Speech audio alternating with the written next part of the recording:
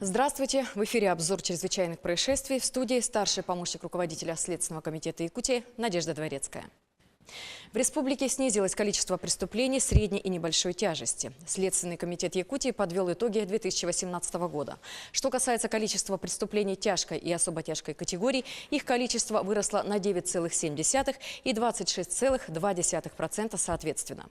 Наиболее значительный рост преступности отмечен в Алайховском, Жиганском, Мирнинском, Аймяконском районах республики. Продолжается рост преступлений, совершенных иностранными гражданами. За отчетный период такими лицами совершено 206 преступлений.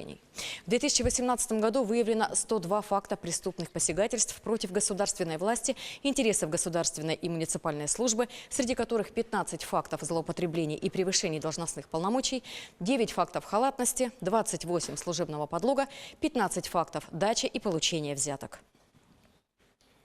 В 2018 году следователями Следственного управления окончено производством 1074 уголовных дела.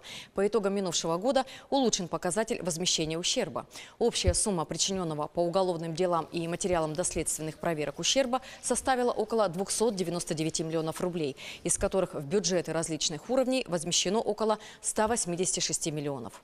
В прошлом году в результате слаженной работы следователей Следственного комитета Якутии и оперативных подразделений МВД Республики успешно расследован ряд резонансных дел. Так, отделом по расследованию особо важных дел Следственного управления окончено расследование уголовного дела об убийствах 2 человек с особой жестокостью, совершенных более 15 лет назад в Алекминском и Ленском районах республики. Кроме того, Следственным управлением Якутии расследован ряд уголовных дел о преступлениях против половой неприкосновенности детей, а также уголовных дел в отношении лиц с особым правовым статусом. В Нерюнгри местный житель предстанет перед судом по обвинению в содержании наркопритона, а также хранении и сбытии наркотических средств. Об этом сообщает прокуратура региона. По версии следствия, обвиняемый, ранее судимый за преступление, связанное с незаконным оборотом наркотических средств, осенью 2018 года заказал посредством сети интернет наркотические средства, героин и синтетический наркотик метилэфедрон, сообщили в ведомстве. В последующем, находясь у себя в квартире, он передал часть наркотиков своему знакомому. Кроме того, в ходе расследования выявлен факт предоставления обвиняемым своей квартиры знакомым с целью систематического употребления наркотиков, а также шприцов и самих наркотиков для внутреннего приема. Незаконная деятельность обвиняемого пресечена. В отношении лица, получившего наркотическое средство, уголовное дело выделено в отдельное производство и направлено в суд. В Якутии пресечена деятельность организованного сообщества, участники которого подозреваются в незаконном обороте наркотиков. Об этом сообщает МВД Якутии. Подозреваемые наладили производство и сбыт наркотических средств на территории ряда регионов. С июля 2017 по март 2018 года 4 лиц в возрасте от 22 до 34 лет занимались изготовлением и распространением наркотических средств синтетического происхождения на территории города Москвы, Республики Бурятия, Республики Якутия, а также иных регионов.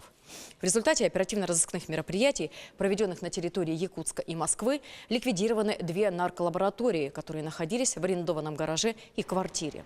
Из незаконного оборота изъято около 3,5 килограммов наркотического средства синтетического происхождения, а также прекурсоры, из которых они изготавливались.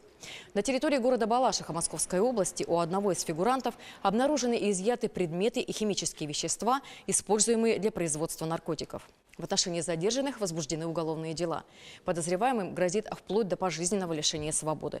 В отношении 3 подозреваемых избрана мера пресечения в виде заключения под стражу. Один находится под подпиской о невыезде и оказывает содействие следствию. Сотрудники Следственного комитета Якутии показали отличную физическую подготовку, успешно сдав нормативы ГТО.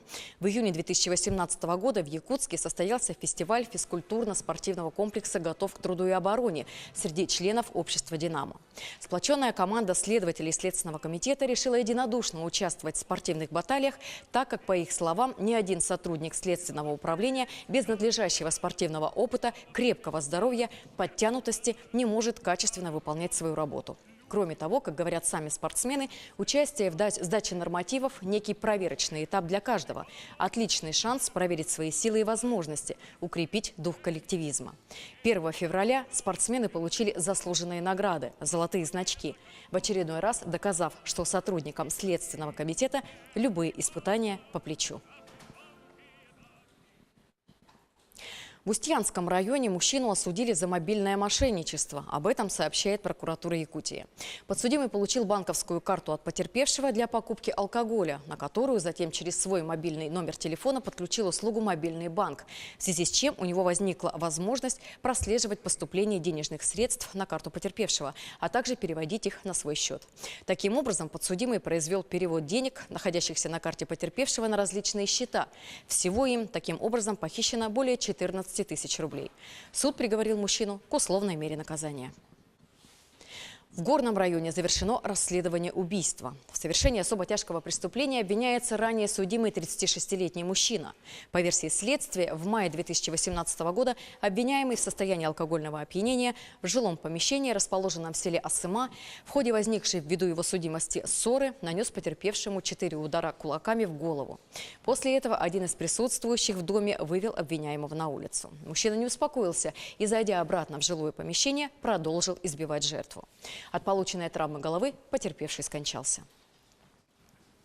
В Мегино-Кангаласском районе осудили мужчину за попытку поджога. В прокуратуре Якутии сообщили, что подсудимый организовал и руководил действиями исполнителя по поджогу в целях уничтожения здания магазина в одном из населенных пунктов района, пообещав ему в случае выполнения поручения 10 тысяч рублей.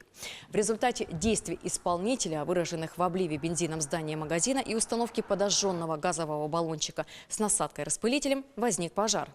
После чего организатор и исполнитель скрылись с места преступления. Однако их преступный умысел не был доведен до конца в связи со своевременным приездом пожарной службы. В случае уничтожения пожаром здания магазина собственнику мог быть причинен значительный ущерб в размере более 2 миллионов рублей.